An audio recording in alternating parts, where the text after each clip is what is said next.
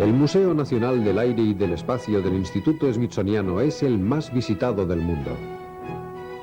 Su colección contiene algunas de las naves aéreas y espaciales más importantes de la historia. Naves que fueron diseñadas, construidas y utilizadas por hombres y mujeres que han contribuido a ensanchar las fronteras de la aviación.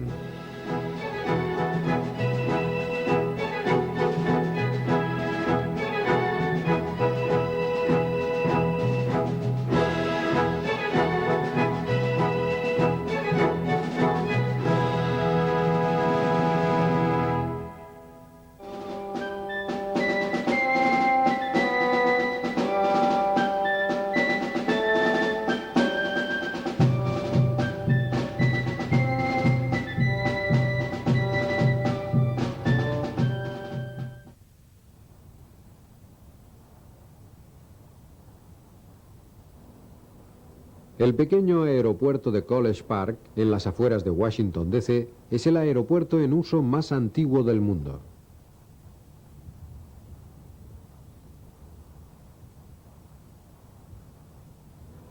A principios de octubre de 1909, tras la compra del avión para el cuerpo de transmisiones, Wilbur viajó hasta aquí para cumplir la última condición del contrato con el ejército: enseñar a volar a un grupo de oficiales. Frank Lamb fue uno de los 3 tenientes del cuerpo de transmisiones seleccionados para recibir la formación. En un vuelo en globo había visto un gran prado que podría servir para montar el hangar y un centro de formación. Su primer compañero fue Frederick Humphreys, y este mismo mes se les unió Benjamin Fullois, quien ya había sido pasajero de Orville en el vuelo de Fort Myer a Alejandría.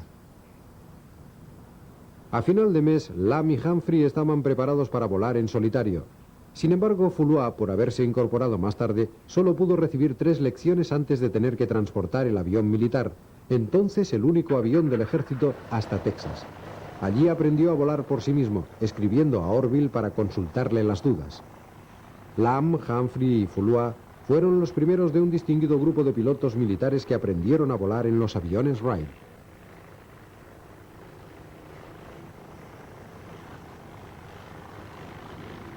Hap Arnold comenzó su entrenamiento como piloto en Dayton, pero el sistema de controles de los aviones Wright le parecía incómodo.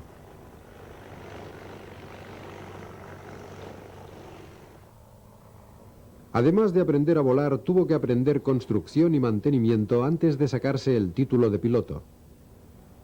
Su certificado lleva fecha de julio de 1912. El primer modelo B fue construido en 1910 y resultó ser un cambio considerable respecto a los aviones Wright. Estaba dotado de un elevador trasero que sustituía la superficie montada en el frente de los primeros aviones Wright.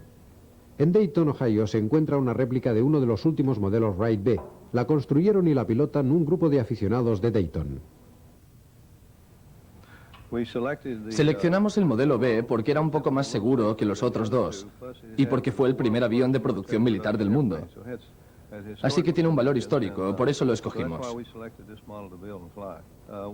El nuestro es más pesado, pero como se ve, pusimos los cables en el mismo lugar donde los tenía, aunque antes eran de cuerda de piano. Los sustituimos por cable y cambiamos la madera por metal. Ahora es más pesado y más fuerte. Tuvimos que ponerle una máquina más grande. Ahora es 2 veces más pesado, pero tiene el doble de potencia. El Wright original controlaba la dirección mediante sus alas flexibles y el timón. Pero para virar, hacían girar las alas. La presión era tan grande que pensaron en hacer un corte y habilitar un alerón. Este volante controla el movimiento de los alerones. Los pedales del timón controlan la dirección.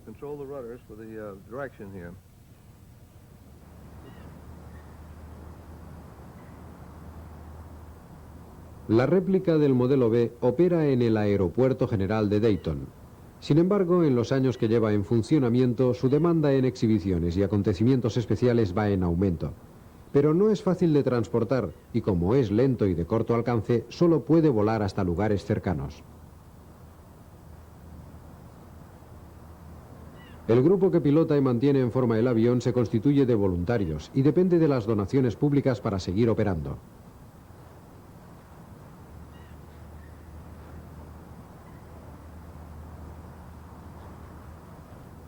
Esta réplica no es en absoluto exacta a los débiles aviones en los que se entrenaban y volaban los pilotos militares en los años anteriores a la Primera Guerra Mundial, pero aunque es más pesado y fuerte que el original, su destreza en el aire es comparable al original y el efecto es el mismo que en 1912.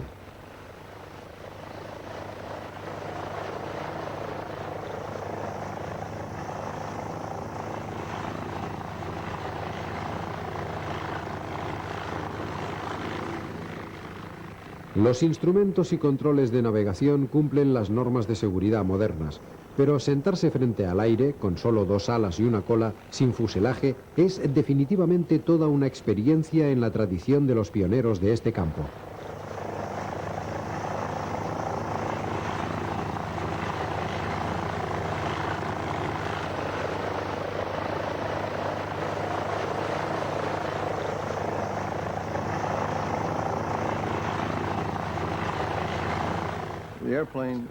El avión todavía vuela como el suyo. Navega a unos 88 kilómetros por hora con el motor al máximo. Reduce la velocidad a los 72 kilómetros hora. Solo puede describirse como un viejo tractor atravesando un campo lleno de baches. Los controles son poco precisos y no responden con la celeridad de un avión moderno. Y naturalmente el avión va terriblemente lento. Si el ala se dobla y giras para recuperarla, tienes que sentarte allí y esperar, y con esta superficie, con las corrientes de aire ascendente y descendente, puedes cruzar el cielo. Es realmente complicado. Después de media hora o 3/4 ya tienes ganas de bajar y descansar un rato.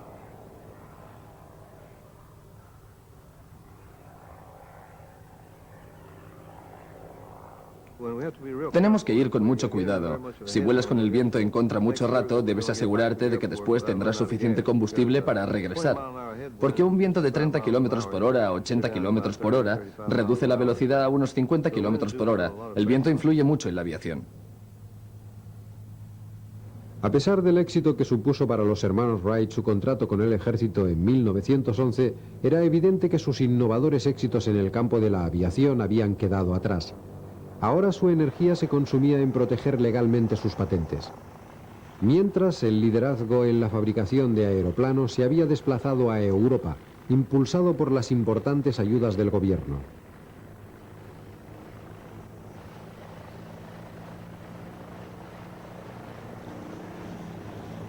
En mayo de 1912 falleció Wilbur y Orville se puso al frente de la administración de la compañía. En 1915 la vendió, pero toda su vida siguió activo en la industria de la aviación.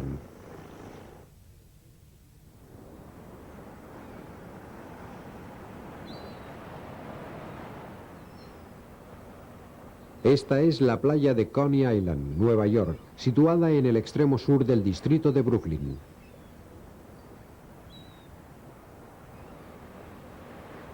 Coney Island es famoso por su parque de atracciones y su paseo cerca del mar.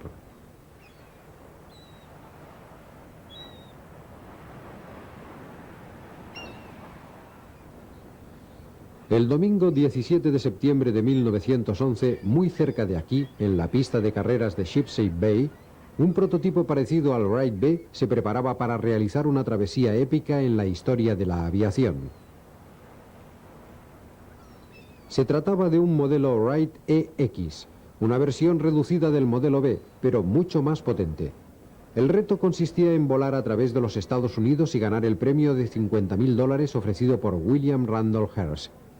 En esta aventura el piloto del frágil biplano sería Calbraith Perry Rogers. Rogers, que había aprendido a volar en la escuela de los hermanos Wright, se había dado a conocer un mes antes, al ganar más de $11.000 en premios en un gran torneo celebrado en Chicago. Sin embargo, una hazaña de este tipo necesitaba un sponsor, y Rogers lo encontró en la compañía Armour. Así que su avión fue bautizado Bean Fizz, el nombre del refresco gaseoso de uva producido por esta empresa. La compañía Armour le proporcionó un tren especial equipado con alojamientos y un taller. Calbraith pagó el combustible y las reparaciones.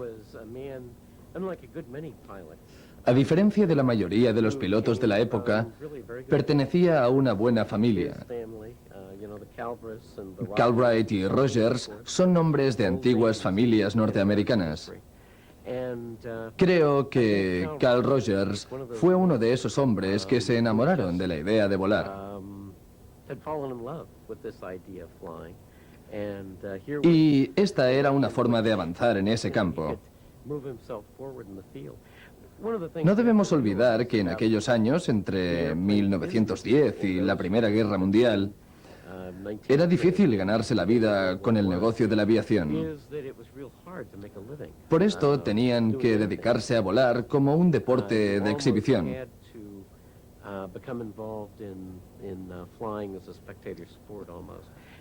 Él así lo entendió. Realizó algunos vuelos de exhibición y cuando le brindaron la oportunidad de cruzar el país, lo aprovechó. Cal no era el único en intentarlo. Cuando su avión despegó el 17 de septiembre, un ex-jockey, Jimmy Ward, le llevaba 4 días de ventaja. Mientras el Binfield se dirigía al oeste, Robert Fowler, otro graduado en la escuela de Wright, hacía 6 días que había despegado de San Francisco rumbo al este. El plan de los 3 competidores era navegar siguiendo las vías del ferrocarril hasta donde fuera posible. La primera parte del vuelo de Cal, un recorrido de 135 kilómetros hasta Middletown, se había cubierto con éxito. Su esposa Mabel, su primo John y el mecánico de los hermanos Wright, Charlie Taylor, lo seguían en el vagón comedor del tren de apoyo, mientras Cal disfrutaba del vuelo. Nunca tuve el menor problema. El motor funcionaba mejor que nunca y el único contratiempo fueron las corrientes en las montañas Rampo. La altitud máxima que alcancé fue de 600 kilómetros. Cuando sobrevolaba estas montañas, tuve que subir mucho para localizar una posible pista de aterrizaje en caso de que algo fallara. Nadie ha tenido una máquina tan perfecta como esta. Ni un fallo en los cilindros, ni un viraje en el motor. Tardaré 4 días hasta Chicago si todo sale bien. Desgraciadamente no todo salió bien. Al despegar de Middletown, Cal chocó con un árbol. El viento me iba bien y pensé que no tocaría el árbol. Sentí un giro brusco, pero conseguí recuperarme. Y vi que me dirigía contra un enorme nogal que había enfrente. Subí y conseguí esquivarlo, cuando me encontré unos cables justo delante mía. Sabía que no podía esquivarlos. Apagué el motor. Sentí la colisión y luego caímos hacia adelante. Cal no era el único que tenía problemas. Fowler había destrozado completamente su avión, lo que le hizo retrasarse 12 días mientras lo reparaban. Ward se retrasó a causa del mal tiempo y de algunos problemas de motor. Cal permaneció en Middletown mientras Charlie Taylor trabajaba durante 40 horas en la reparación del Binfield. El 21 de septiembre ya estaba listo y Cal despegó rumbo a Hancock, a 152 kilómetros de distancia. El accidente no consiguió desanimarle. Estaba dispuesto a disfrutar del momento y esto es lo que hizo. Estaba entre las corrientes, iba más deprisa que el viento, y el motor entonaba una dulce melodía. Encendí un puro y lo dejé volar. Un aviador apenas conoce el terreno sobre el que vuela. No existen señales allí arriba. Y las pequeñas ciudades pasan tan deprisa que parecen estar pegadas una a otra. Todo lo que podía ver era un lazo plateado a mis pies, serpenteando entre los espesos bosques de las montañas.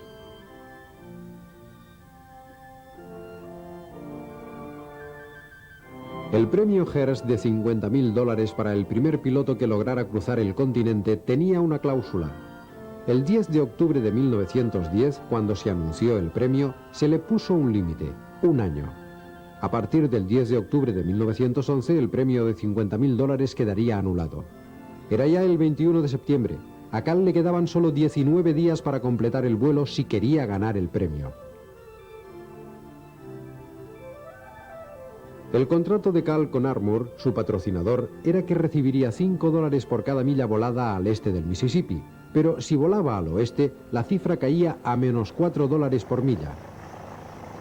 La compañía Armour pensaba que el lado oeste del río no estaba tan poblado y por lo tanto existía menos público al que influenciar con la publicidad del vuelo.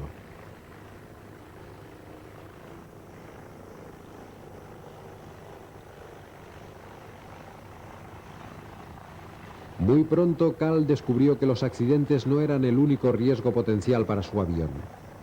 Cuando perdió el camino en un cruce de vías, aterrizó para orientarse.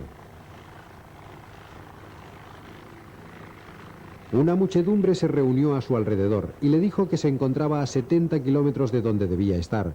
Su conducta hacia el Binfield no le molestó.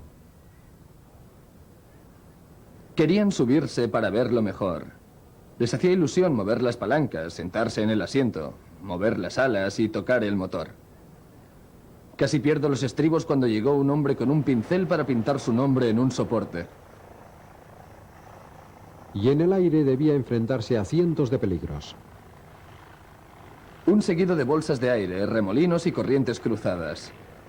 De pronto parecía que caíamos. Luego, tras algunos kilómetros, el avión empezaba a temblar y a retorcerse. Y mi mano sobre la palanca de las alas se movía como una serpiente. Volar puede resultar muy duro en días como aquel.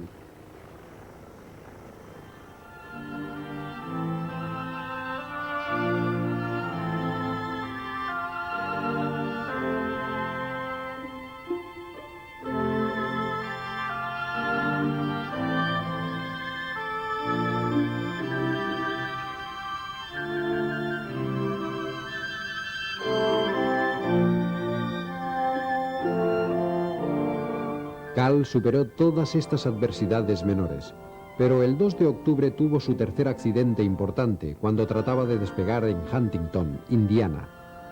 Era evidente que no llegaría a Los Ángeles dentro del plazo y no podría cobrar el premio. Sin embargo, no se desanimó.